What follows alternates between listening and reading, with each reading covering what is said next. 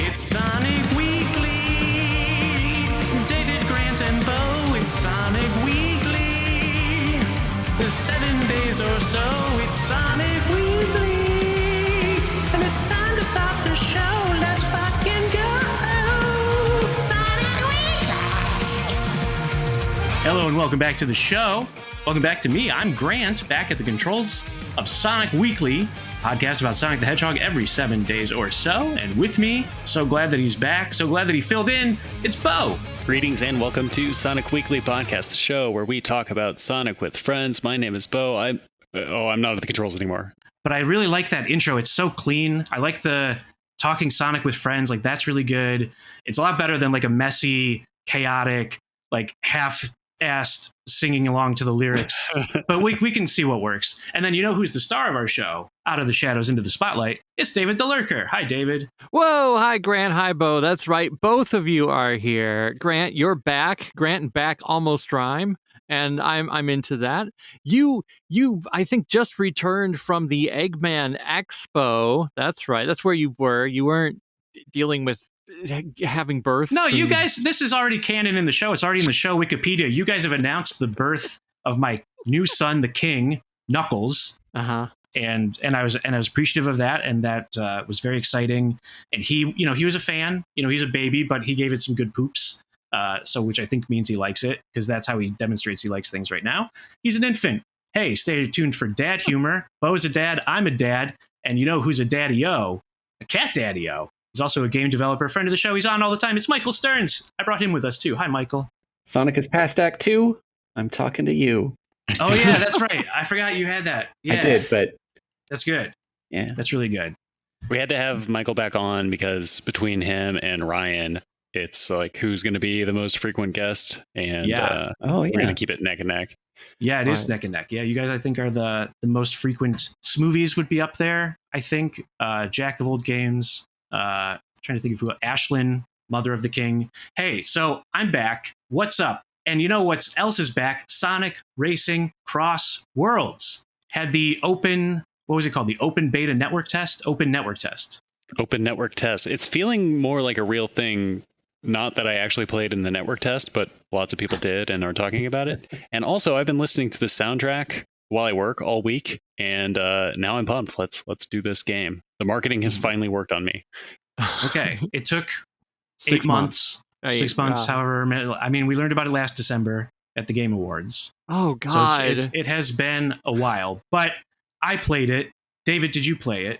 I did. I definitely engaged with the network test using my Steam account. That's right. I have a computer. Pretty rare.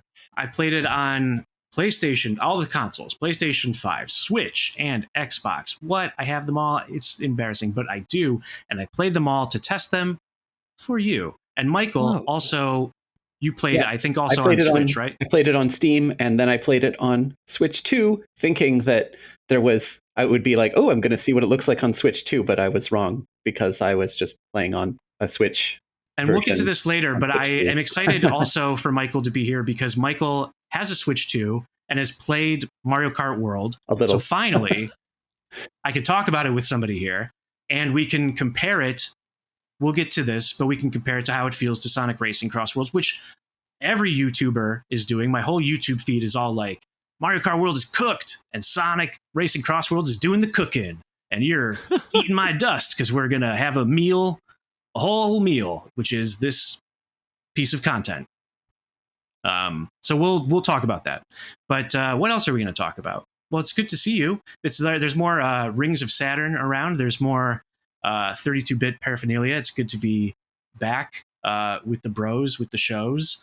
And there was certainly a lot of Sonic social media Tails tubes. We learned a lot about Dodonpaw, and we learned a lot about Jet the Hawk. So that's some lore stuff that we can chew on as well. Yeah. I mean, this week has just been some nonstop cross-world and cross-promotion with cross-world and lots of crossing. Right. What has gone on? I mean, yeah, it is. After we recorded, we got the animation, which I think that hadn't come out yet. the Sonic CrossWorlds animation where Shadow is looking pretty cool in his car. We did get the latest episode of Cross Talk, episode 7, or the Jet Stream, as Jet so kindly says. And yes, we did get the 13th episode of Tails Tube. Jet crashes the party, is what the thumbnail says, which I believe the last episode of Tails Tube was Tyson Hess's grand finale, but he did say he had some involvement with this last one.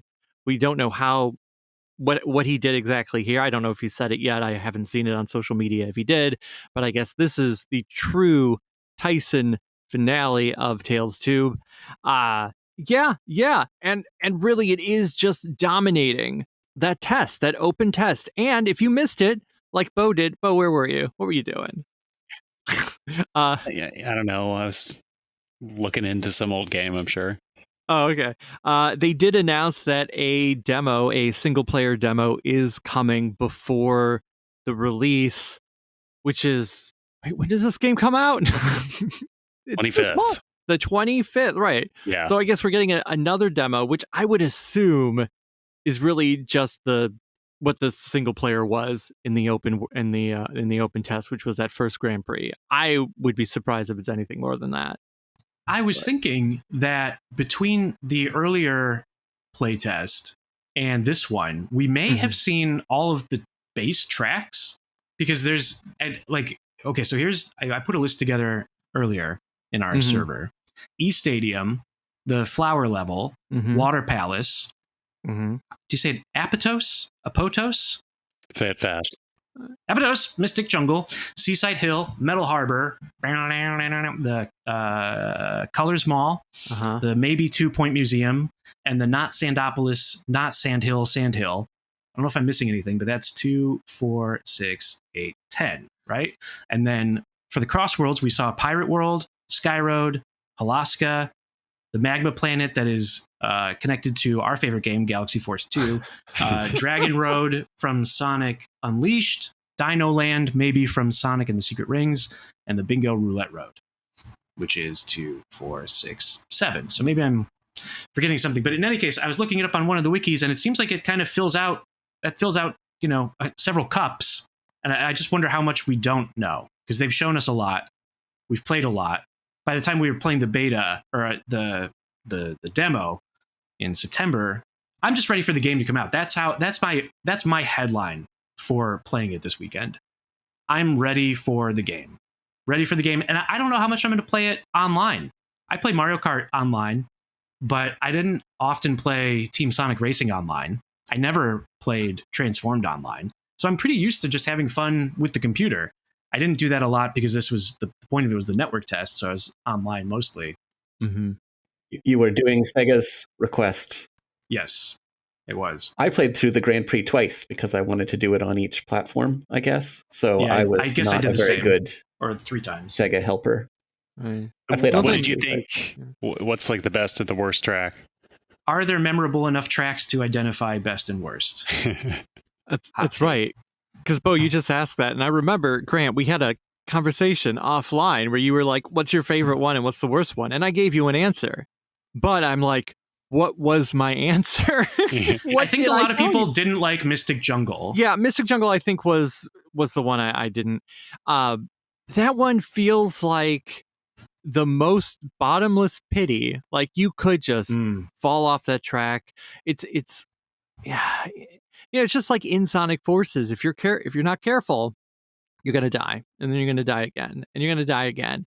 And same thing happens with the car. At least the other racetracks, it feels like it's pretty difficult, if not impossible, to actually fall off the track and be dropped off. So the fact that there's a level where it seems so easy in this one particular spot, it starts getting on you.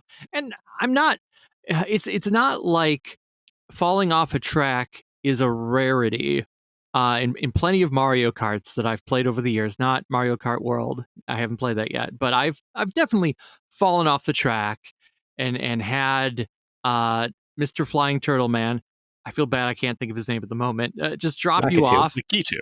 Yeah, Lakitu. He's like, hey, I'm the one holding the camera in 64, and I guess I'm the one gonna hold you and make sure you don't die. even though if Bowser was smart, he'd make sure that no one ever gets picked up. And then Mario just falls into the ocean and drowns. He's not thinking this through. You bring up a key point here, David, the lurker, which is that I'm not sure that the Mario Kart games are canon in the way that the Sonic Racing games are canon. And Tails Tube is canon, I'm pretty sure. And that is, Tails says in the latest Tails Tube that they're thrilled to be racing. The friends and rivals are gathering at the request of Dodonpa.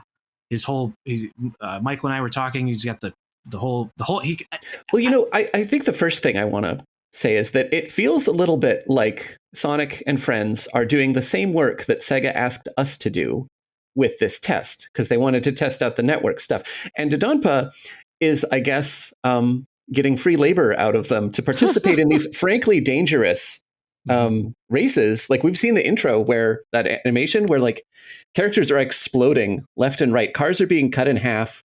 Characters are just barely not being cut in half. Like, it's dangerous. It is dangerous. How are they being compensated for taking this risk? Are they just doing it for fun? Dodonpa is also living Eggman's dream. He has an entire planet dedicated to industrialization, to the manufacturing and production of automobiles. Right. Yes. Which probably is not problematic at all. Just kidding. Of course it must be. How did he get that way? And he's a king. He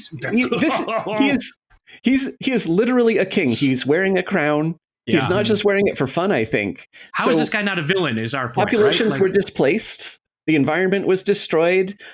He forced people to work, I'm sure. Or if not him, then, this is the whole thing. Because it's like, maybe his ancestors did this. Maybe they've been doing this for years ago. Maybe all the suffering happened 400 years ago. And everyone on the planet's just having a great time now. And we can just rewrite the history to ignore all of this harmful stuff that happened. Yeah. And, that's all well and good. That's a fun, nice game for Sonic Team to make. And we can all just enjoy racing casually and having a good time. But I think it would be more interesting to explore, what happened and consider the possibility that Dodonpa is, in fact, a monster. There's a lot of customization options. There's a lot of lore being put in, but there's not much about the socioeconomic policies that led to this race being possible. That's right. And I think that's the frustration, because it's like, if you're telling us the story and you're building this world and these worlds, go all the way. Show us the text. But Mario Kart, on the other hand, is pretty distinctly not canon. There's no reason to think that Mario Kart happens in the overall story, such as it is, if it is anything with the Mario, if there's any continuity to Mario, which I'm not sure that there is. Even if it does take place in real places in the Mario world, it's like we see, like, there's a whole world in that game. Like, there are people just driving around trying not to. I mean, actually, the people driving around are extremely dangerous for you as a driver in Mario Kart. They are indestructible. You go flying if you run into them. So you're actually not bothering them at all. That's true. There are Toads and Koopa Troopas just doing their thing, their daily lives. And even the Mushroom Kingdom is also, a monarchy. But we do see that, there's a lot of Toads. They seem happy. There doesn't seem to be a lot of forced labor going on. Yeah, but that's just what we're seeing. I mean, that's like when North Korea lets it could be that it could be that it's terrible, but it's Donpa Kingdom. Is that it? Yeah. Confusingly, because it's not Dodonpa Kingdom. That's I guess the guy. Donpa is his last name, maybe. Anyway, although it is just say Dodonpa. We don't. He's pretty mysterious. We don't really know a lot about. We don't really see anything except for the driving, and like the only people hanging around are like chows and other things maybe in the audience, and there's avatars hanging around. It kind of seems like he's pulled in the Sonic crew to do everything. We don't. It might just be him on the planet. He could be. Oh, the thing is that you pointed out to me in chat earlier, Michael, is that it really undermines whatever remnants of an environmentalist theme the series had down to its core. And boy, and the Tails Tube today too, I feel like we're just going to make Sonic look like a pushover, look like weak. He's morally weak to not speak out against Dodonpa's clearly evil planet. Or there could be no story, but that's just not on the table. Sonic was kind of pushing that aside. He wanted to get his his relaxed face on for the prank that he was going to pull on Jet. Yeah, the rest of that video.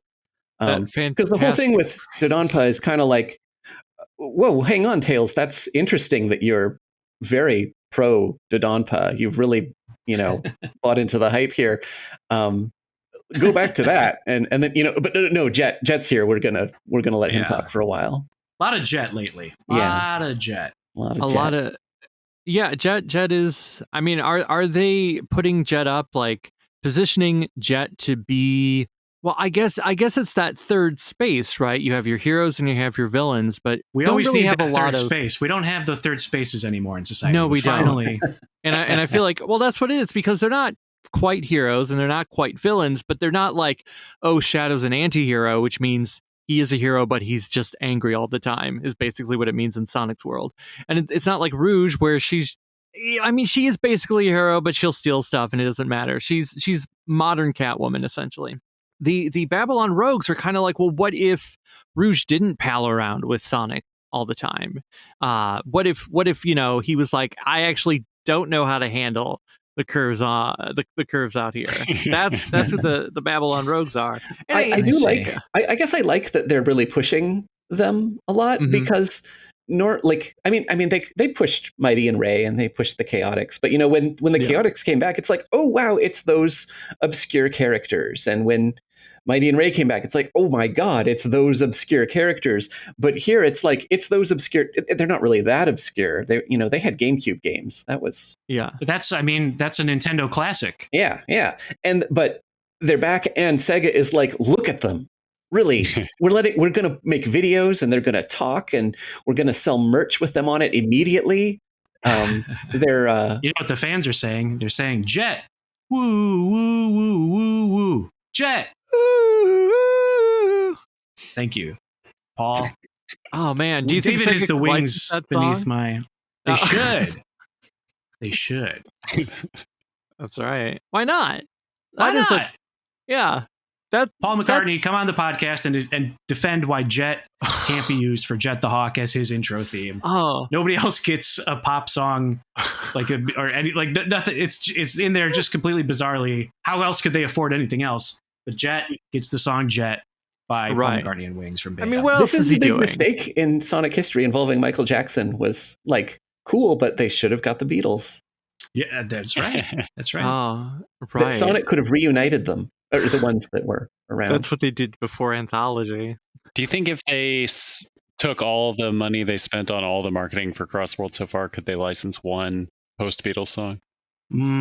Yeah, maybe something from like Driving Rain or like one of the like bad albums. They were going to put Octopus's Garden in that Kraken level. I feel like that Octopus's Garden is going to cost more than something from that one's not cheap, I think. Late 80s McCartney that nobody thinks about. Well, it's not the same if you get a cover. Well, but and those aren't cheap either. As far as I understand it, on the I know it primarily as a song that Raffi sang, but I mean Raffi's pretty big also, so he can. Right. What? Oh, do you think they could have just dropped the soundtrack to Give My Regards to Broad Street in here? Probably like a tenor, right? No More Lonely Nights is how a lot of Sonic fans were over the weekend playing the open network test. It's time for me to tell a very quick and terrible story. Oh, I can't wait. Yeah. Okay. Well, you know how you have parents sometimes. Sometimes. Okay. When I was Many a kid, such cases. Many right. So when I was a kid, when I was a youngin, at one point I was in my parents' bedroom and I was opening drawers in their dresser. Right now, for whatever reason, I was doing it like in front of one of my parents, and I opened it and I saw a bunch of VHS tapes in there, and I went, "Ooh, what are these tapes?" And my parents went, "No," and shut that really quickly, and it stuck with me. Now, this was also at a point where I think I was blossoming into a man, as it were. Okay. And so I was like, I need to know what's on these tapes, right? So I snuck into it, and I grabbed it. And you know what was on that first tape that I put into the VCR? It was Give My Regards to Broad Street. With nothing taped over it, thankfully. No, it was just the whole movie. It was just straight up the movie, and I was like, "What is this?" That is the funniest thing to have to sneak away from your parents' like hidden drawer. My mother didn't even like Paul McCartney. I don't know why it was in there. So something I think is really interesting about CrossWorlds right now, because having with the demo or the network test, is that none of I guess they did unlock one of the crossover characters in some kind of event. Yeah. Joker. I didn't do that because I didn't play it, every day. But this is the only time where we're going to get to see it without a bunch of other characters in it. Like I was thinking, when am I going to get this game? I'll probably wait until it's on sale sometime. But by the time I do that, it is going to be, I don't want to yuck the yum of the people who are really into SpongeBob and Minecraft and all that. But by the time I get around to buying it, it will be tainted. It's going to be full of non-Sonic characters. And right now I've got like, oh, this is really cool.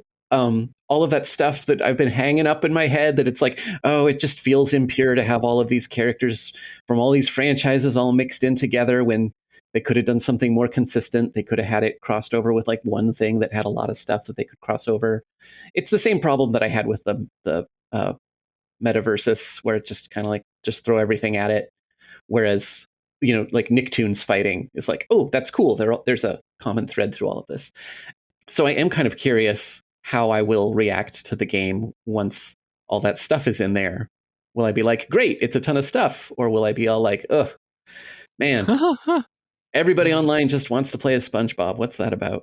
I noticed that the troll character was Zaz. Yeah. Who Ashlyn pointed out to me has strong Hot Topic Invader Zim energy, which I was like, oh, that's very true. I hadn't really considered it through that lens, but 100% can see that on a Nightmare Before Christmas hoodie. To your point, though, about it being tainted, though, Michael, how do you feel about Transformed? Wreck-It Ralph, Danica Patrick? I'm not wild about those elements. I liked the Sega characters better in that. I think they should be. But I felt like, I guess back then, I felt like it was kind of a critical thing. Like, well, I guess they have to do this for some reason. I felt like I was just like, well, they must have to. Sure. They're doing crossover with all this stuff, and they're like, and the brands were so weird, like, and there weren't that many of them. Like, it looks like half the roster in this game is reserved for strange characters. We don't know who they're going to be yet.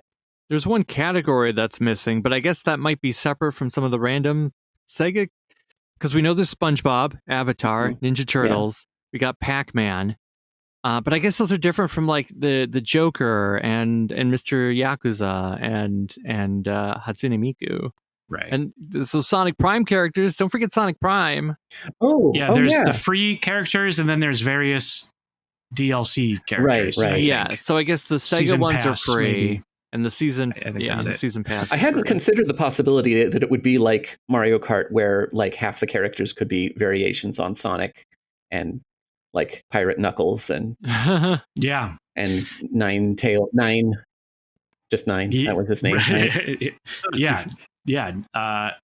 Those are so far the only like variations, right? Because we no classic Sonic or no classic version of the characters. No, at least not yet. There was a brief moment where everyone went, whoa, it's leaked, but it was just someone made a fake image and then said, oh yeah, I made a fake image for a social experiment. And it's like, no, you just made a hoax for clout and then you got called out on it. It's fine. I didn't know they were still doing Sonic hoaxes. Some people like to do it. They don't. I don't know if they do it for the love of the game. I think they do it for the love of the clout. Back in the day when I did it, it was for the love of the game. Love. Those vintage hoaxes where you just put Knuckles in Green Hill Zone and you called it a day. But he's laughing, right?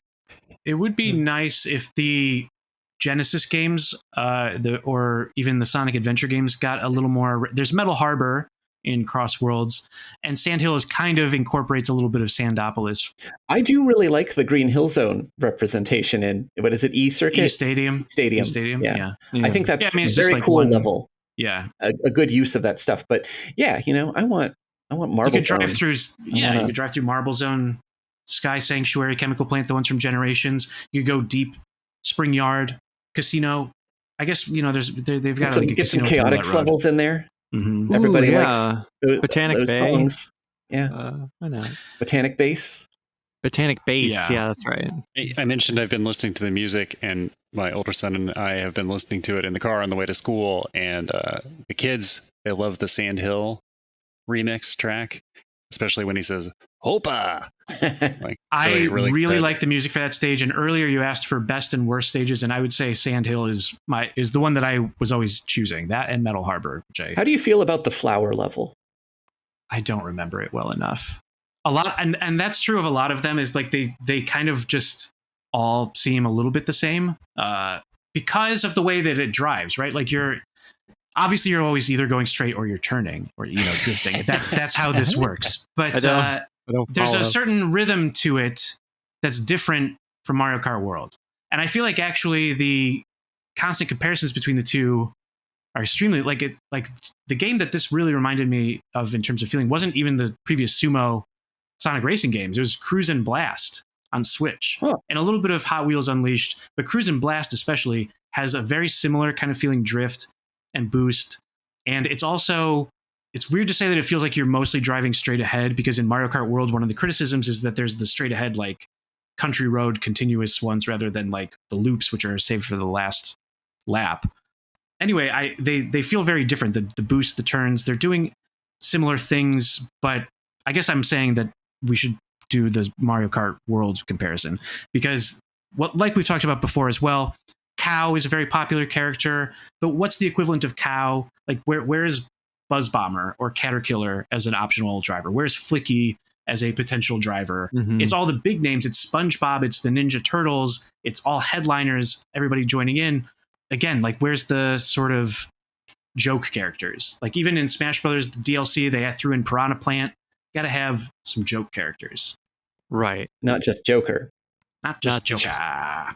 No, maybe DC's the Joker. Imagine if they just went all in and they were like, here's Jack Nicholson Joker. Here's Heath Ledger Joker.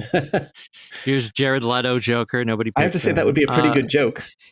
There is a Batman racing game on PlayStation. Yes. There's also like that Batman. Is it a racer? It's like in every Dave and Buster's. Or maybe it's not anymore, but it used to when I frequented Dave and Buster's. It's like, oh yeah, you're in the Batmobile. I don't know. That game stinks too.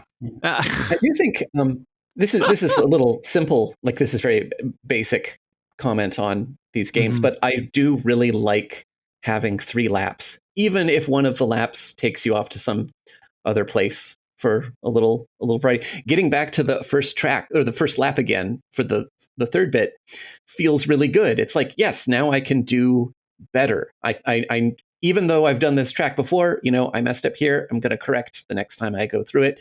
It feels really good, and A+ I do really feel like that. A+ point, and the red rings, which I don't remember if they were in the previous test. I don't think they were. Oh, they weren't in the previous games either. Having the chance to go for that stuff that you saw on the first lap. Yeah, yes, I totally agree. Like I know they're all like, oh, it's so boring and repetitive to do these same courses over and over again. We got to vary up these laps. Mario World's all like, we're going to replace 2 laps with 2 very long straight courses that where you just drive into the next one. And it's not that bad, but it's like, boy, I even just doing the 2 laps, it feels good, and I could feel myself getting better at it in a way that is tangible and is like, this is the rhythm that I loved in Mario Kart 8 so much, and that is not really pulling me in with World, because it's just I just get a certain thing you get a certain thing out of racing games, and that one is doing something different, and it's cool and interesting, but it's also it could be doing it all, but it's not. You're saying the it in this is Mario Kart World. World Kart World. And you're a very good Mario Kart player, so that the fact that World's not totally cooking your goose. Yeah. But so I guess you would agree with the YouTubers who are saying that Sonic Racing CrossWorlds is cooking, and Mario Kart World is cooked. I would say that it is providing the thing that I know that I want. And I haven't played that much Mario Kart World. So I'm still like, Mario Kart World might turn out to be something I'm really into. It might be like, I really like these knockout battles. And they could, anytime they could just turn on 3 laps for all these other courses. True. And then they could be doing all of those things. The main thing, though, is that I played so much Mario Kart 8 on the Wii U. And then I played it. And then I had a long gap. I was like, I'm not going to get on this on the Switch.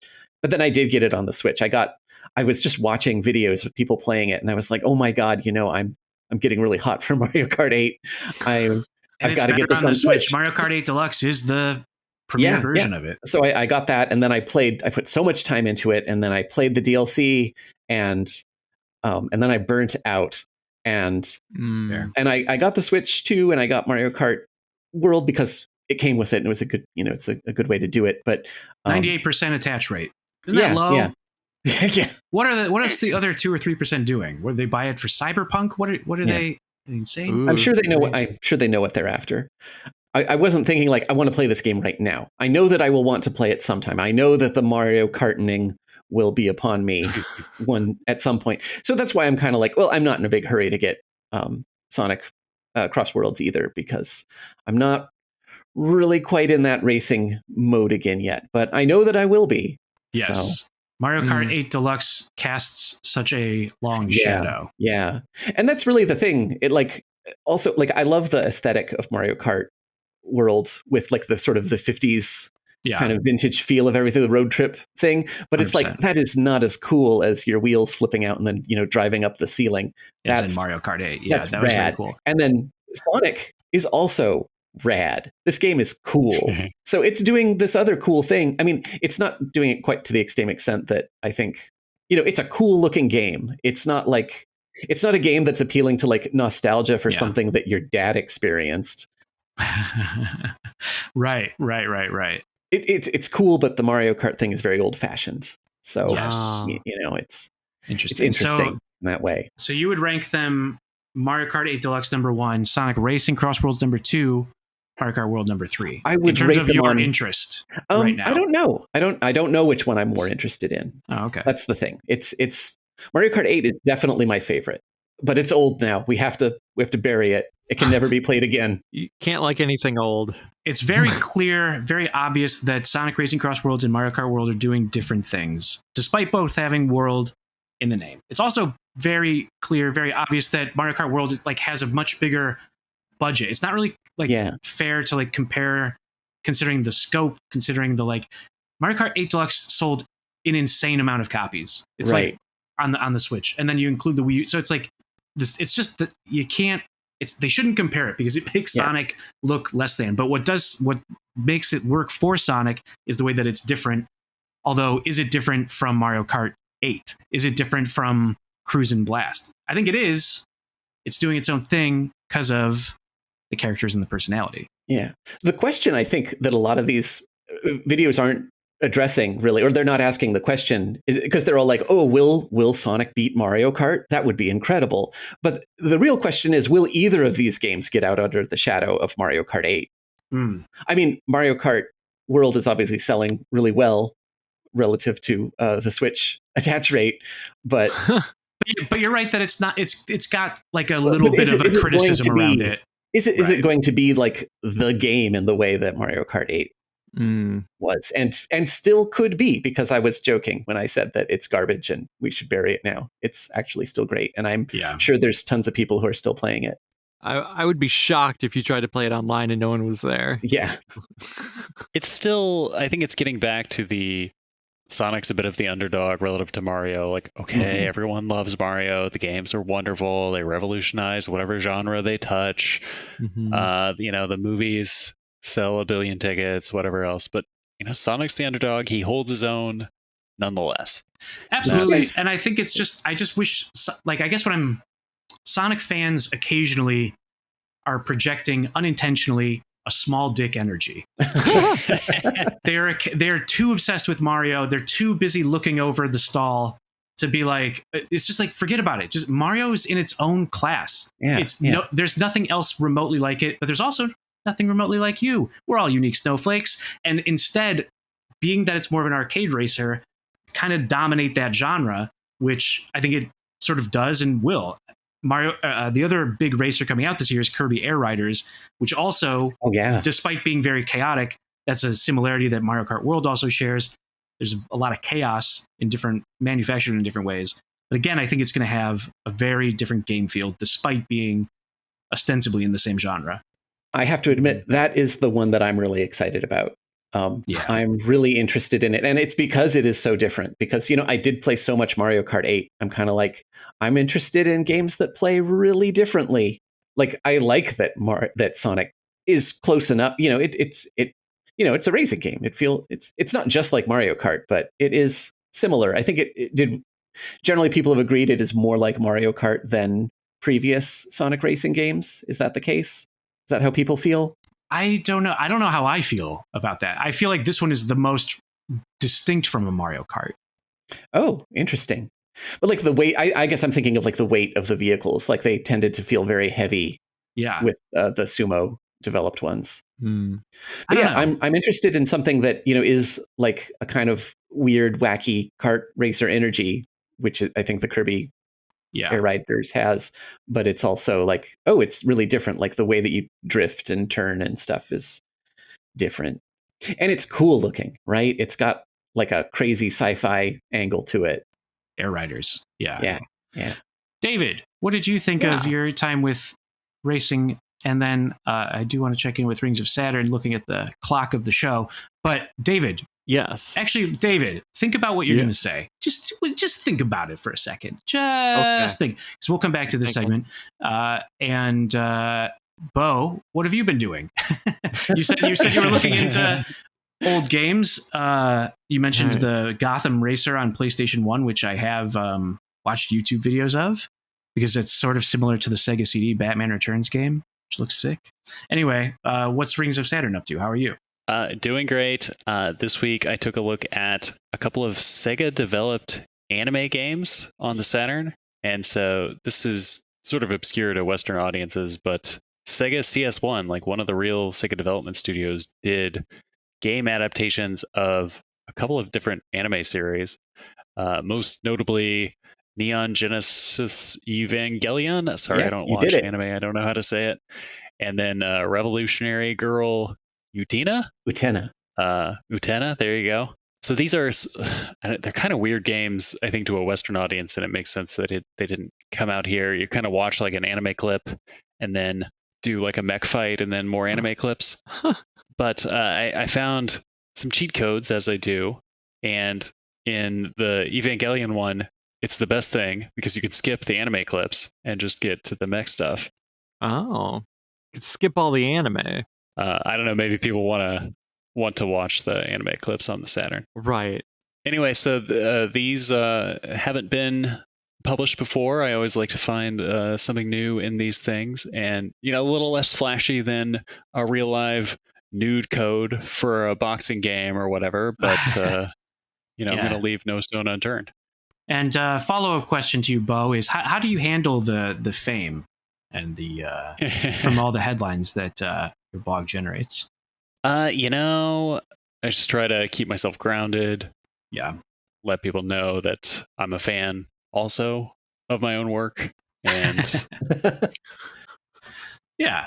And you know who else is a fan of your work and our work is our friend Barry from Sega Bits. Do we still do this? Let's see what Barry's up to this week. Barry, what are you talking about on Sega Bits? Sega Talk. Sega Talk on Sega Bits. Whoa, yeah, that's right, Grant. I'm glad you're back, and I'm glad you like me. Sega, that's it. Hey, Sonic Weekly listeners, here's what's going on at Sega Bits. On the latest Sega Talk podcast, George and I discuss Archie Sonic, issues 39 to 79, including Ken Pender's early story arcs, Endgame, and the prelude to Sonic Adventure. Watch or listen at segabits.com, YouTube, or your podcatcher of choice. Just search Segabits. Back to you guys. All right, David, you've had enough time. That's right. You've had so much time. You have played on Steam. Yes, I played on Steam. And on Switch? I did not. I mean, Was it on Switch 1? Yeah. Or was it only? Well, I didn't even think of it. Nope. Okay. Didn't even try it. I see. I was like, it I've got bad, it on. But yeah, I mean, Steam, listen, it was the worst version of it. And regardless of, like Michael said, like regardless of if you played it on Switch 2 or Switch 1, it just is clearly not as good. But that doesn't mean it was bad, because I think it was about on par with the Switch version of Team Sonic Racing, I think. I don't know if that was 30 or 60 frames, to be honest, but I think every Switch Sonic game was 30 frames. Yeah. I have Team Sonic Racing on the Switch, and you know how many times I've put it in my Switch? 0. Whoa, that's a low number. Why 0? You never tried it. Is it a download game? Yeah. Is this a trick question? Technicality. No, somebody, was it a parent or one of my brothers bought it for me, because they're like, oh, you like Sonic, I guess we'll pretend we still give you gifts for Christmas or your birthday. And I'm like, okay, I mean, you normally don't anymore because I'm an adult and I don't ask for anything. They're like, here you go. And I was like, okay. And I never played it. I never played it on the Switch. It's just like that time my mother got me Sonic Unleashed on the Wii, and I just never put it in there. Sorry, Bob. But yeah, so I played it. I played it on Steam because that's pretty much where I play all games aside from whatever's on the Switch.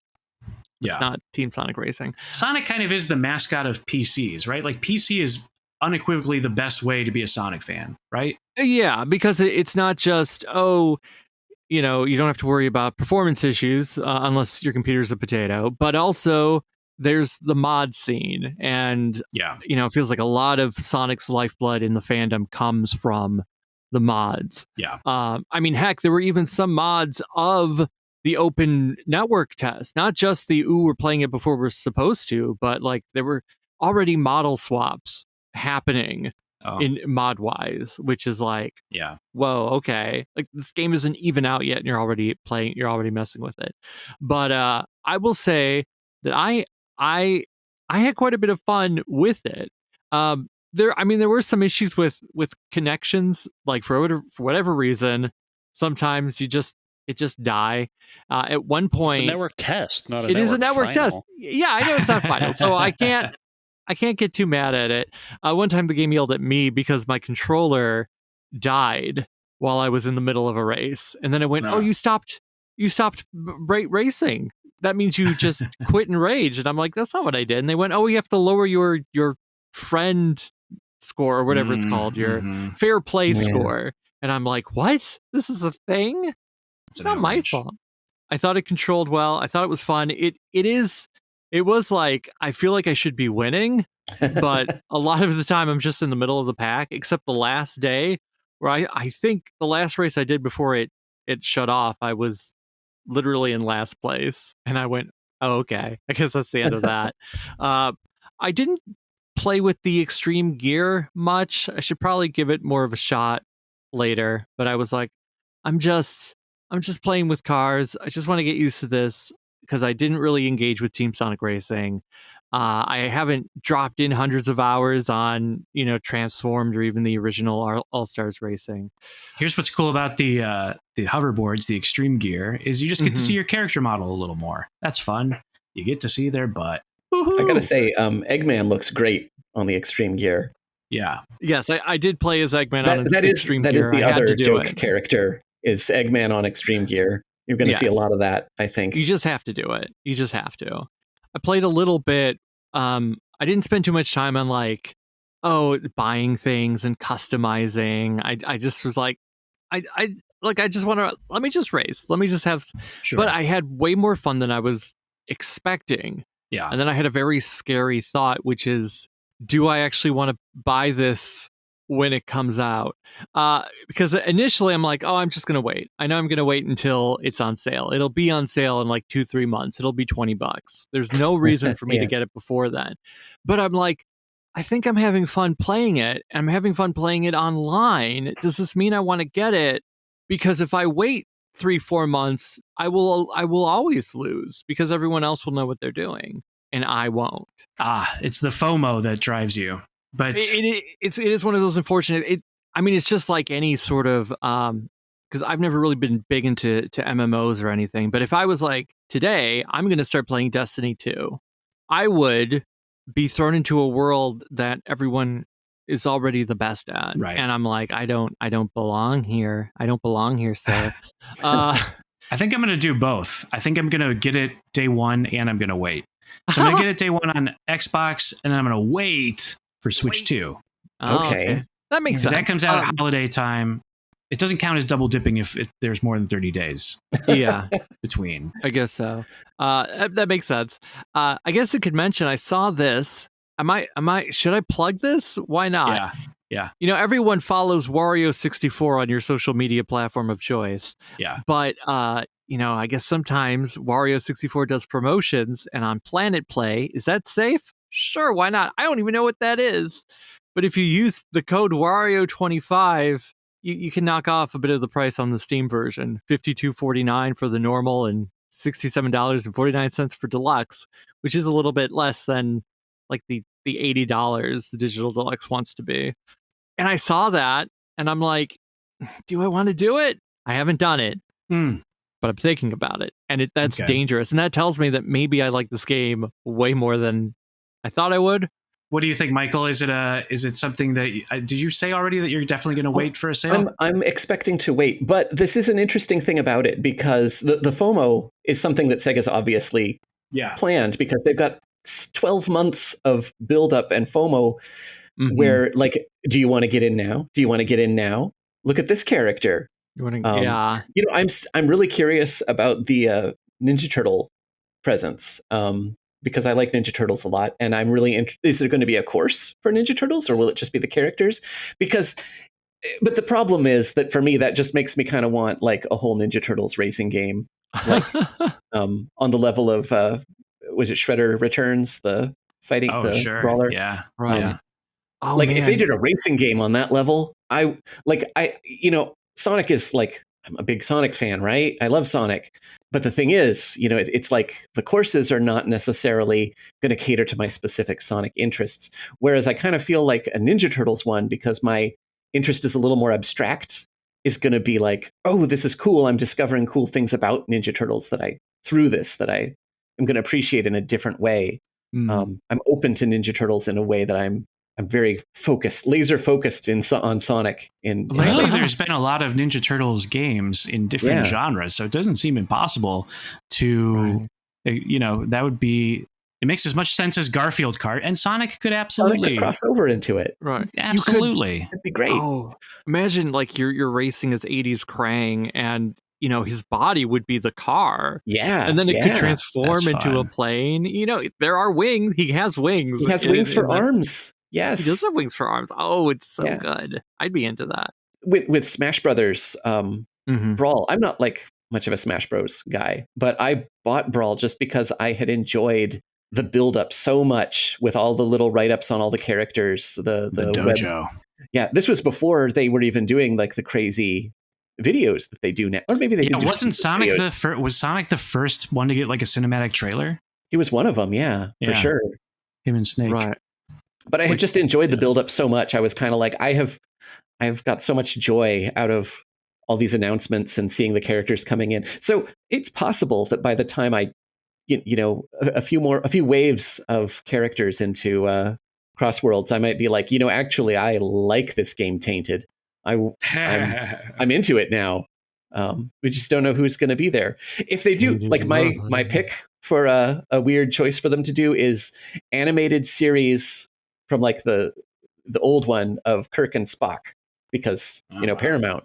Yeah, sure. If they did that, I would have to buy it because it was my pick, so I guess I'm obligated now. Yeah, that's a good game. Yeah, who's your? If they do it, I have to buy it. Who's your David? Who's your obscure? They got to include character. Oh God! From anything. I want them to include the cast of Sliders. That's what I want in this game. Nice. I'm gonna say. Right. I mean, it's CrossWorlds. It could be the portal, right? And they're like, "Oh no, we've slid into another dimension," and he says that every time. Does Paramount have that? Is that likely? I have no idea who owns Sliders at this point. I want to see the Mission Impossible cast. They're also Paramount. So, I don't see why it can't be Ethan Hunt, Luther Stickle, Benji. Could they do it without the likeness of Tom Cruise? Without Tom Cruise? Yeah, why not? Just like the GameCube, PlayStation 2 Mission Impossible, Operation Surma. Just seems expensive. Are you going to be... You enjoyed the previous sumo racing games, but you didn't try out the test. So are you hyped for it? You're listening to the music. Are you day one or waiting for a sale, or what do you think? Oh yeah, pre-order digital deluxe. My older son counting down the days until he can play it. What? We've been watching the Tails tubes and the crosstalks and all of the things. I'm ready to play. How does your son like Tails tube? Yeah, what's the kid view? We're pretty cynical about it. Right. The kid view is a thing that will extend bedtime because he can say, "Hey, Dad, let's watch that," and I will say yes. Got it. And so but they're in favor of the kids. And then you have to explain that the socio-economical status of the Donpa Kingdom, and man, so it is an alien planet. I guess in Team Sonic Racing they said it's a planet, but watching Tales 2, I'm like, why is it a planet? They called it a kingdom. It's got to be why is it a planet?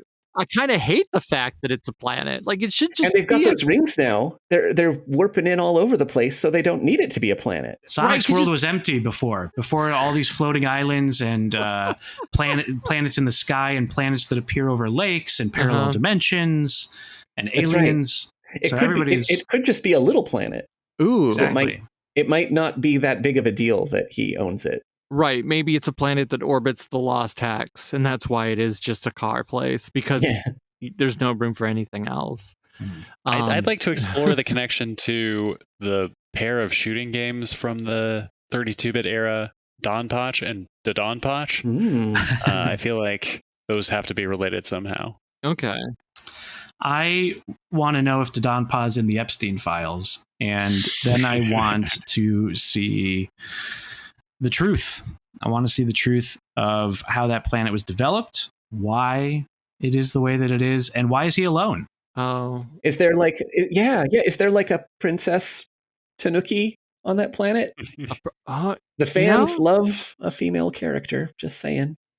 He might be the last of his kind, or maybe there is only one at a time. Perhaps at some point, it's he sits down and he dies, and then his outer skin hatches, and then there's just a baby Donpa, a baby. All right, and so he's just been doing this for years and years.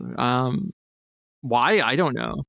I want to clarify something because I feel like maybe I was sounding even negative on the game when I was comparing it to Cruise and Blast. That's a positive comparison.